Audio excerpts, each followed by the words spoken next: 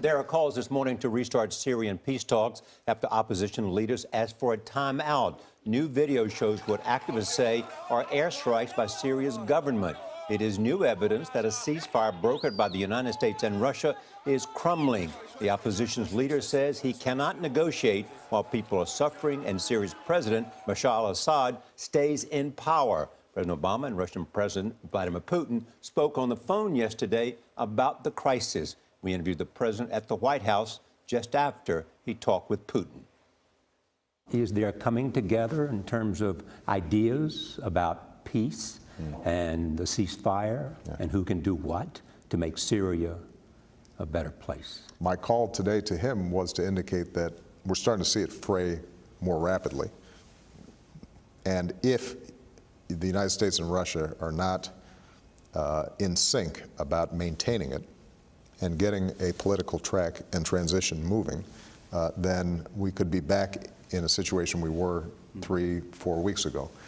And that would serve neither of our interests. But I think they are also very much committed to maintaining the structure of the Syrian state, which in theory we don't object to either, where we have continually butted heads, and this has been true for 6 years now, is his insistence that he cannot back unilaterally the removal of Assad, that's a decision that Assad and the Syrians have to make. The Obama doctrine.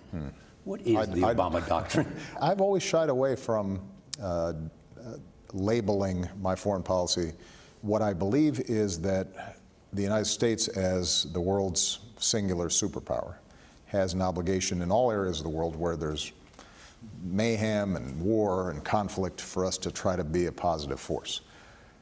But that does not mean that we should be deploying troops everywhere where a crisis is taking place, that we have to be judicious about how we use military power. When you say don't do stupid stuff, and when you say I'd like to be judged by what I didn't do, some say that, in fact, you're putting too much emphasis on what we don't do and not enough emphasis on the choices we might have to do. I've heard this argument, and look, Charlie, when we sat down together back in 2009, when I first came into office, we were still in the midst of 2 active wars. And since that time, we've been able to wind down active combat in those 2 theaters. Those countries are by no means in great shape. Al-Qaeda core has been dismantled. Bin Laden is dead. ISIL is losing territory. And so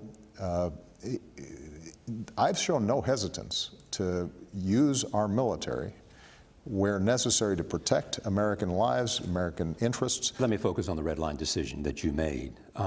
Many look at that and say, because you did not, and you went over the opposition of some of your advisors, which is what a president is expected to do, make the hard choices, that what we have today, in part because of that decision, we have a devastated state. We've had close to 500,000 people die. I think there's no doubt that there are many in the Middle East who would have preferred me taking a shot at Assad.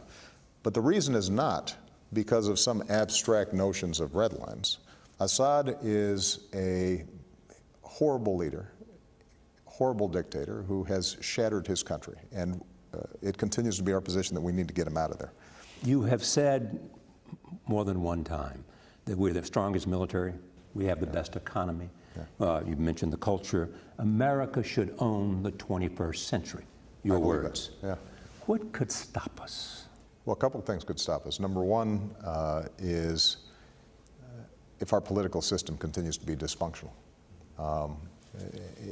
It's fascinating the degree to which the single most important question I'm asked these days from other world leaders is, what's going on with your elections? The current presidential election just is the tip of a broader iceberg of dysfunction that we've seen. Can I tell you how many people that I talked to before I did this interview, and the question of what has he learned and what is his advice for his successor came up all the time. And so one of the things that I've learned is that the big breakthroughs are typically the result of just a lot of grunt work. There's a lot of just blocking and tackling. What is important is making sure that you've got an organization that has integrity, that is clear about its mission, that is doing things the right way and not taking shortcuts, that you're not thinking in terms of short-term politics or PR, but you're in for the long haul. And when you do that, then ultimately you're going to get the good outcome. Really interesting. Feels like it was just getting going right, where I wanted to hear more about that tone, because he falls into a thing where he starts getting very relaxed, and you feel it's a real conversation, that it's not just a presidential talking point, which he also does very well. But I love when he really gets personal about how he feels about things. He was getting there. Yeah, it took place about 20 minutes in. Yeah. I've been reading through the transcript, and I keep highlighting every word. So we're going to see more of this interview, right? All of it tonight on my PBS program. All right. And then I'll go to see him in Germany over the weekend and do part 2. Well, there's more to discuss with the President of the United States. So, I'm you not He know, will have by then surprised. seen Merkel. He would have been at the Yeah. GCC, and he will have had lunch with the Queen. So I guess this means you passed your security clearance. That you're now going to Germany. That's good. And Gil, you know Yeah. Charlie just doesn't go for one interview. He says, "I'd like a twofer, please." And that's so okay. it's not just an exclusive; it's an exclusive times two. Okay.